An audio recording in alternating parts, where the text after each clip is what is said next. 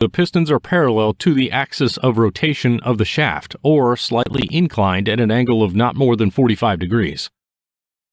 To pump fluid, the pistons in the pump must move forward while the drive shaft rotates.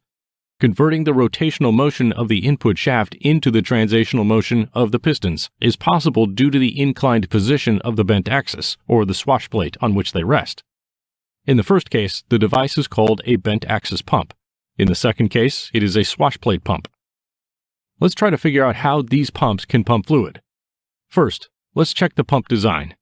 Let's take an adjustable bent axis pump as an example.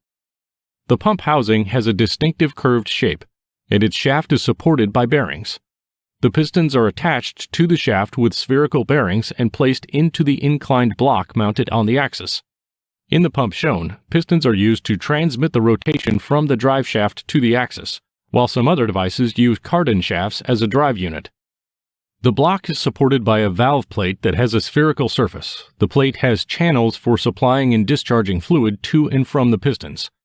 The fluid leaves the valve plate and then enters the cover that has an inlet and outlet opening. The fluid from the tank is supplied to the inlet channel of the pump, from where it is sucked by the pistons. Consider the operating principle of one of the pistons. When moving through the suction area, the piston moves and increases the volume of the working chamber. Due to the increase in the volume of the chamber, the pressure in it drops and the fluid fills the chamber under atmospheric pressure.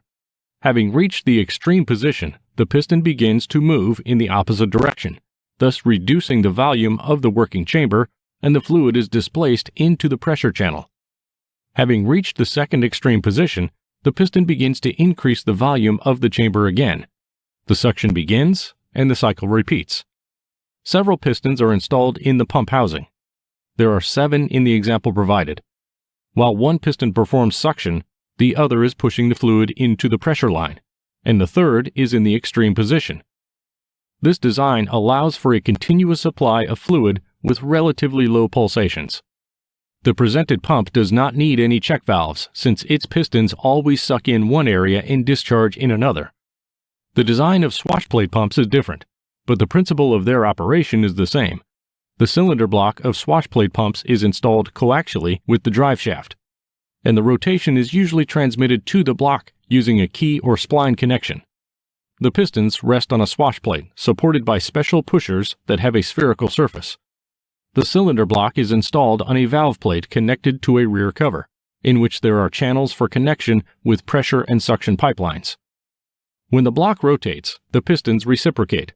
At the moment when the pistons move increasing the volume of the chamber, they are connected to the suction line, and when the pistons move in the opposite direction, thus reducing the volume of the working chamber, they are connected to the discharge channel. The pumping capacity of an axial piston pump is determined by the number and diameter of its pistons, the space between them in the block, as well as their stroke. The stroke of the pistons is determined by the angle of inclination of the bent axis, or the swash plate. The longer the stroke, the greater the pumping capacity. By changing the angle of inclination of the swash plate, you can influence the stroke, thus regulating the pumping capacity. We will try to explain pump regulation in one of our videos. Please subscribe to our channel so you don't miss the video.